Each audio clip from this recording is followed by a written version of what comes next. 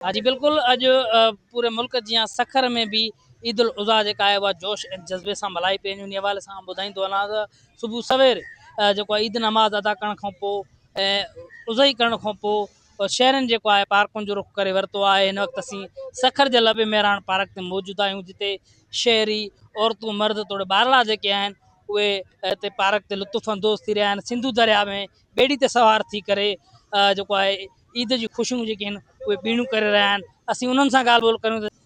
अॼु ईद जो ॾियारो आहे, इंजॉय जे हिसाब सां निकिरी पिया आहियूं।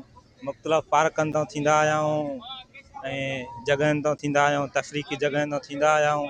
हिनमहिल असां लबे मेराण वटि बीठा आहियूं दरिया ते, छाठ दरवाज़ो बिराज पुल वटि ते ॿेड़ियुनि ते चढ़ी इंजॉय कयूं था, पार्क खे घुमूं था पिया। मुख़्तलिफ़ हंधनि तां थींदा आया आहियूं। अॼु ईद जो ॾियारो आहे, उन जे हिसाब सां अॼु घुमूं फिरूं था पिया। ऐं पहिरियों ॾींहुं ईद जो जीअं नमाज़ पढ़ी उज़ई वग़ैरह ॻोठ में हुई करे बेराज से ॿेड़ियुनि जो चक्कर आयासीं, मेरे इंजॉयमेंट वठी थी। देखिए, ईद का दिन आज हमने सेलिब्रेट किया, सुन्नत इब्राहिमी को अदा किया घर के अंदर और कुर्बानी की। कुर्बानी के बाद अपने जो भी अजीज़ वकार थे उनमें गोश्त को तकसीम कर कर अब बच्चों को लेकर आए हैं। कुछ यहाँ के जो नज़ारे हैं उनको दिखा रहे हैं। और दरियाए सिंध की तो रौनकें वैसे भी ईद के दौरान जो है ना बढ़ जाती है।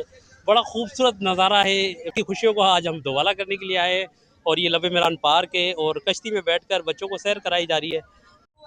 कैमरा टीम सां गॾु आमिर जोगी, WTN न्यूज़, सखर।